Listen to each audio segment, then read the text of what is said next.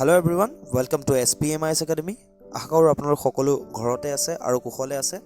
গতিকে আজি এটি বিষয়ৰ ওপৰত আলোচনা কৰিম, যিটো হৈছে কনভলিউশ্যন প্লাজমা থেৰাপি।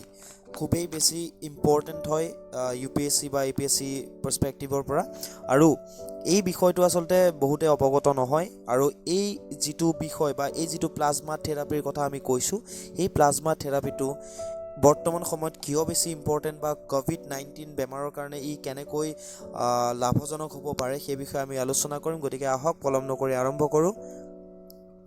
প্লাজমা থেৰাপি আচলতে কি হয় সেইটো আমি জানিব লাগিব। যেতিয়া আমাৰ বডিত পেথোজেন্স যোনবোৰ থাকে বা যোনবোৰ ভাইৰাছ কিছুমান থাকে, এই পেথোজেন্সবোৰে যেতিয়া আমাক এটেক কৰে, তেতিয়া আমাৰ ইমিউন ছিষ্টেমে নিজেই অট'মেটিকেলি কাম কৰা আৰম্ভ কৰে আৰু ই কিছুমান প্ৰ'টিন ৰিলিজ কৰে to fight with an infection. This proteins are known as antibodies. তো এইবোৰক এণ্টিবডিজ বুলি কোৱা যায়। আৰু যেতিয়া এই ইনফেক্টেড যোনজন মানুহ থাকিব, ইনফেক্টেড পাৰ্চনজনে যেতিয়া ছাফিচিয়েণ্ট এমাউণ্টৰ যদি প্ৰ'টিন যদি তেওঁ প্ৰডিউচ কৰিব পাৰে, তেতিয়াহ'লে সেই মানুহজন অতি সোনকালে ৰিকভাৰ হোৱাৰ চান্স থাকে। এতিয়া কথা হ'ল কি, এইবিলাক হৈছে পেথোজেন্সবোৰ থাকে যিবোৰ আমাৰ বডিত ডিৰেক্টলি বা ইনডিৰেক্টলি সোমাই। হয়তো কোনোবাই যদি কাহ বা হাঁচি মাৰে, তেতিয়া আমাৰ বেলেগ ইজনৰ পৰা ইজনৰ বডিত সোমাব পাৰে। গতিকে এইবিলাক যেতিয়া সোমায়, তেতিয়া কি হয়, আমাৰ ইমিউন ছিষ্টেমে অট'মেটিকেলি, মই অলৰেডি কৈছোঁ, প্ৰ'টিন ৰিলিজ কৰে আৰু এই ইনফেকশ্যনৰ এগেইনষ্টত কাম কৰে। আৰু যদি আমি ছাফিচিয়েণ্ট এমাউণ্টৰ আমাৰ বডিৰ পৰা যদি প্ৰ'টিন ৰিলিজ কৰে, তেতিয়াহ'লে আমি কিয়'ৰ হ'ব পাৰোঁ বা ৰিকভাৰ হ'ব পাৰোঁ আমাৰ এণ্টিবডিৰ হেল্পেদি।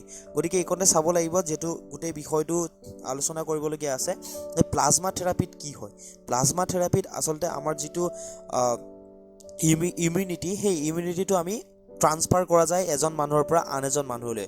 অৰ্থাৎ এজন হেল্ডি মানুহৰ ইমিউনিটিটো এজন ৰোগীয়া বা যিজন লোক, আজি COVID-19 কথা আহি পৰিছে, COVID-19 বা এনেকুৱা ধৰণৰ যেতিয়া বেমাৰত আক্ৰান্ত হৈ থাকে, যেতিয়া ইমিউনিটি ৰিলেটেড যিবোৰ ডিজিজ হয়, ইমিউনিটি উইক থাকিলে যিবোৰ ডিজিজ হয়, তেতিয়া সেই মানুহজনৰ বডিলৈ এইটো ট্ৰান্সফাৰ কৰাৰ যিটো প্ৰক্ৰিয়া, সেইটোৱেই হৈছে প্লাজমা থেৰাপি।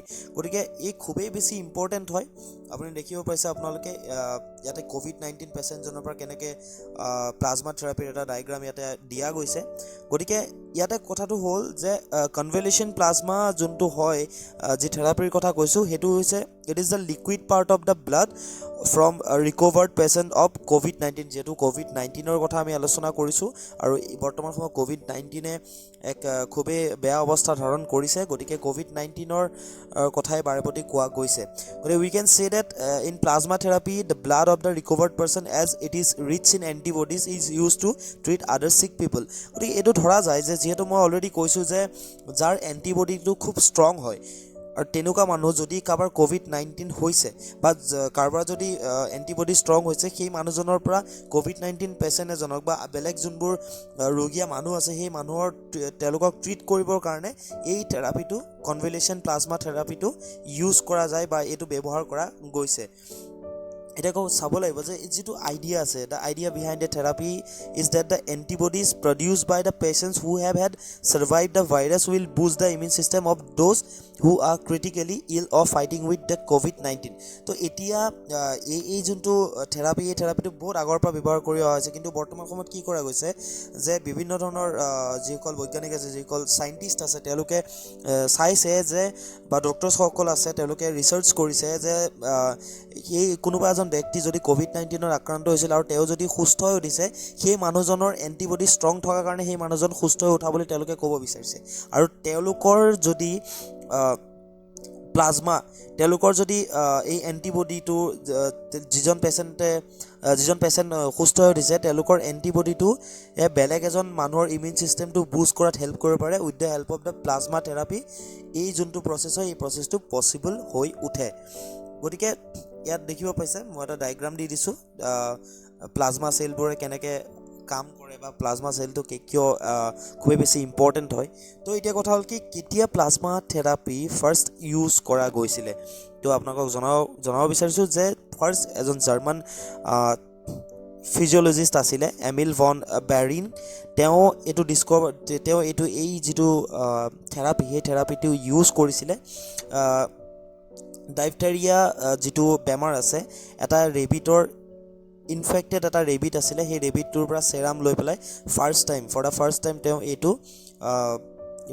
কনভেলেশ্যন প্লাজমা থেৰাপিটো ইউজ কৰিছিলে আৰু তেওঁ সুফল লাভ কৰিবলৈ সক্ষম হৈছিলে। গতিকে তেতিয়াৰ পৰা এতিয়ালৈকে চলি আহিছে, প্ৰায় এতিয়া 100 বছৰ পাৰ হৈ গৈছে। গতিকে ইমান এটা আচলতে পুৰণা থেৰাপি, যিটো বৰ্তমান সময়ত বিভিন্ন বৈজ্ঞানিক মহলে, বিভিন্ন চাইণ্টিষ্টে বা ডক্টৰছে ইয়াৰ ওপৰত ৰিচাৰ্চ কৰিছে যে এইটোৰ জৰিয়তে ক'ভিড-19 বেমাৰটোৰ পৰা হাত সাৰিব পাৰি নে নাই। গতিকে নিউজটো কি আছিলে সেইটো মই কৈ দিব বিচাৰিছোঁ, আৰু সেইকাৰণে মই শেষত নিউজটো এনেধৰণে আহিছে যে ক'ভিড-19ৰ কাৰণে এতিয়ালৈকে কোনো ধৰণৰ কিয়'ৰ এতিয়ালৈকে ডিস্কভাৰ হোৱা নাই। বিভিন্ন ধৰণৰ সংস্থা বা WHO কে আদি কৰি বিভিন্ন ডক্টৰছে, মই অলৰেডি কৈছোঁ, ৰিচাৰ্চ কৰি আছে। কিন্তু food and drug administration FDA তেওঁলোকে কৈছে যে the convalescent plasma therapy has already been use earlier with the patient in many outbreaks like SARS-CoV, যোনটো 2002 মানত যোনটো হৈছিলে, যিটো ক'ভিড-19ৰ সৈতে বহুতখিনি চিমিলাৰিটিজ আছে। H1N1 ফ্লু বা বাকী যিখিনি বেমাৰ আছিলে সেইখিনিত ইয়াৰ সেই থেৰাপি ইউজ কৰিছিলে, আৰু আশা কৰিছে এতিয়া চাইণ্টিষ্টসকলে বা FDAও সেইটো কথা কৈছে যে হয়তো প্লাজমা থেৰাপিৰ জৰিয়তে এই ক'ভিড-19 ৰোগবিধৰ পৰা ৰক্ষা কৰিব পৰা যাব মানুহক। আৰু সেইটোৱে আচলতে নিউজত আছিলে। কিন্তু তাতকৈ ডাঙৰ কথা যে আমাৰ ইণ্ডিয়াত কি হৈ আছে, ইণ্ডিয়াত ভাৰত চৰকাৰ বা বিভিন্ন ৰাজ্যিক চৰকাৰসমূহে কি ধৰণে প্ৰচেষ্টা হাতত লৈছে সেইটোৰ ক্ষেত্ৰত ক'ব লাগিব যে দিল্লী গভৰ্ণমেণ্টে এই যিটো প্লাজমা ট্ৰান্সফিউজন ট্ৰায়েলছ এটা কৰিব বুলি তেওঁলোকে কৈছে ক'ভিড-19ৰ পেচেণ্টক লৈ। তেওঁলোকে ফাৰ্ষ্টতে চেণ্ট্ৰেল গভৰ্ণমেণ্টলৈ এটা এপ্ৰুভেলৰ কাৰণে এখন লেটাৰ লিখিছিলে, আৰু চেণ্ট্ৰেল গভৰ্ণমেণ্টে দিল্লী গভৰ্ণমেণ্টক পাৰ্মিশ্যন দিছে, আৰু দিল্লীৰ যোনখিনি ডক্টৰ্ছ আছে বা যিখিনি চাইণ্টিষ্ট আছে তেওঁলোকে ইয়াৰ ওপৰত কাম কৰি আছে। গতিকে খুবেই সোনকালে আশাৰ এক বতৰা কঢ়িয়াই আনিব বুলি আমিও আশা ৰাখিছোঁ, যিহেতু এই মহামাৰীয়ে সমগ্ৰ বিশ্বজুৰি বিয়পি গৈছে। গতিকে এই ক্ষেত্ৰত শেষত আপোনালোকক ক'ব বিচাৰিছোঁ, যদিহে আপোনালোকে APSC বা UPSCৰ কাৰণে প্ৰিপেয়াৰ কৰিম বুলি ভাবিছে, তেনেহ'লে আপোনালোকে আমাৰ লগত যোগাযোগ কৰিব পাৰে। আৰু এইখিনিতে আপোনালোকক জনাই থ'ব বিচাৰিছোঁ যে আমাৰ অনলাইন ক্লাছেছবোৰ ষ্টাৰ্ট হৈ গৈছে। গতিকে আপোনালোকে যদি কোৱাৰেণ্টাইন টাইমটো যদি ইউটিলাইজ কৰিব বিচাৰে আৰু আপোনালোকৰ UPSC বা APSCৰ কাৰণে যদি পঢ়াখিনি কণ্টিনিউ কৰিব বিচাৰে, তেনেহ'লে আমাৰ লগত আপোনালোকে যোগাযোগ কৰিব পাৰে। আমাৰ ইমেইল ID হৈছে spmisacademy@gmail.com, কণ্টেক্ট নম্বৰ হৈছে 6901259799 or 9864174653. Thank you. Thanks for watching.